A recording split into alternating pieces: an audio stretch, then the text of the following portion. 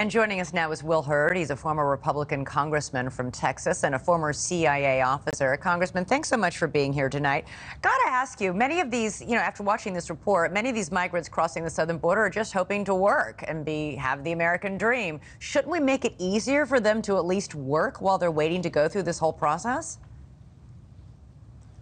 Well, I think we should be streamlining legal immigration so people can come here to do this. If you're going to be a productive member of our society, let's get you here as quickly as possible. We know even though the difficulties our economy is seeing, that there's so many industries need more workers. But let's do that legally. Like imagine all of this process that you're talking about if it took place before they came to the United States of America. It would be better for the immigrants. It would be better for us. One of the things that in the reporting didn't come out was how much did those folks have to pay human smugglers in order to get here?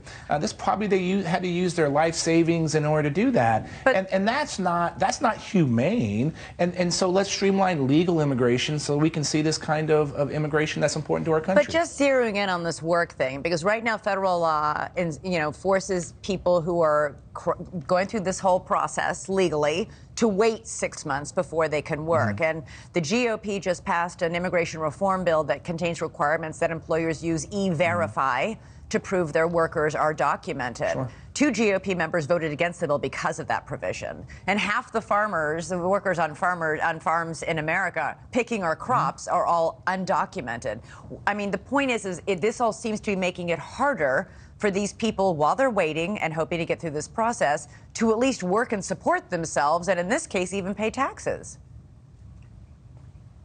Well, so the fundamental problem here is that coming to the United States to get a better job is not one of the reasons to seek asylum.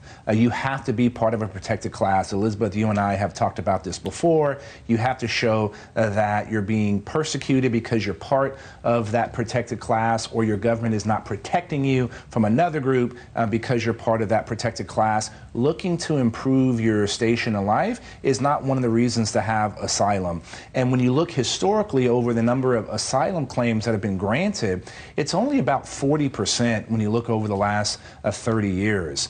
And so that's why if companies and industries in the United States need workers, it's 2023. We should be able to say, hey, here's the dearth of employment that we have, and let's get some people from overseas that are willing to work hard. We should be able to do that in a streamlined fashion.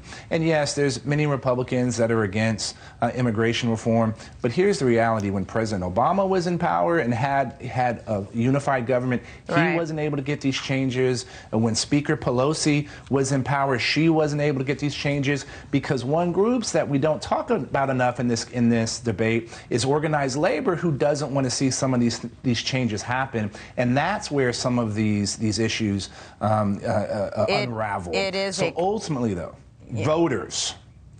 voters want to see this happen, right? And unfortunately, we don't have leaders with the political will. Sorry to interrupt you, Elizabeth. That's okay. That's okay. Congressman Hurd, it's important, it's complicated, and you're right, it's going to take some political courage to fix all of this. Thanks so much for being on the show tonight. Really appreciate it. Thank you for watching. Go to newsnationnow.com to find NewsNation on your television provider. And don't forget to click the red subscribe button below to get more of NewsNation's fact-driven, unbiased coverage.